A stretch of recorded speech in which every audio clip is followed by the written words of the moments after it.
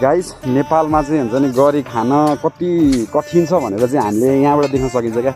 यो चाहिँ मैले के देखाउन गइरहेको भन्दा महिन्द्रा हाइवेमा चाहिँ यसरी गाडी बिग्रिरहेको छ र उहाँहरूलाई चाहिँ मैले हुन्छ नि अब म यो भिडियो बनाउनु भन्दा पनि हेल्प गर्नको लागि चाहिँ उत्रेको थिएँ र होइन मैले चाहिँ भिडियो बनाएर हाल्नु पनि पर्छ तर हाम्रो जति पनि साथीभाइहरूले हेर्नुहुन्छ उहाँहरूले चाहिँ आउने समयमा यो बाटो हिँडिरहेको हुनुहुन्छ भने महिन्द्रा हाइवे हिँडिरहेको हुनुहुन्छ भने प्लिज यो हाइवेमा जस्तो जस्तो घटना भए तापनि हामीले प्लिज जति सक्छौँ त्यति नै हेल्प गर्ने। उहाँहरूलाई पानी चाहिन सक्छ, उहाँहरूलाई हुन्छ नि अब त्यस्तो कुनै सामग्री चाहिन्छ किन जङ्गल हो यो बिचमा केही पनि छैन होइन, न त कुनै एउटा वर्कसप छ न त कुनै एउटा मार्केट छ, खानाको नै अवस्था गाह्रो छ यहाँनिर होइन।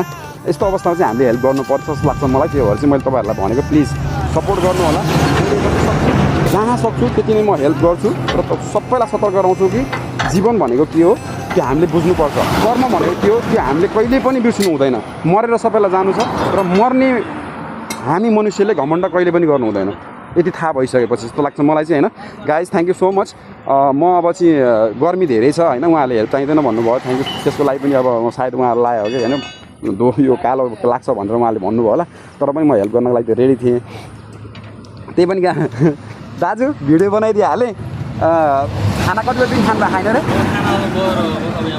बिहान 5 बजीदेखि खाना खानु भएको छैन र यही कामको लागि खटिरहनु भएको छ। गाडी यस्तो अवस्थामा बिग्रेको छ कि न त यहाँ मिस्त्री आउन सक्छ न त के आउन सक्छ। उहाँहरू आफै खटेर चाहिँ हुन्छ नि यो काम गरिरहनु भएको छ। गाह्रो छ भने नि गाह्रो छ। नेपालमा गरी खान गाह्रो छ न त वर्कसप छ न त केही छ न त सुविधा छ न त कसैले सोध दिन्छ। पानीको बोतल ल्याएर ल त बाबु तिमीलाई गर्मी भएको छ खाइदेऊ भन्ने ठुलो कुरो हो क्या। हामीले त्यो चाहिँ गर्न सक्छौँ क्या, अरू केही गर्न नसके नि पानीको बोतल चाहिँ किनेर दिन सक्छौँ। प्लिज त्यसको लागि चाहिँ नसक्नु होला है।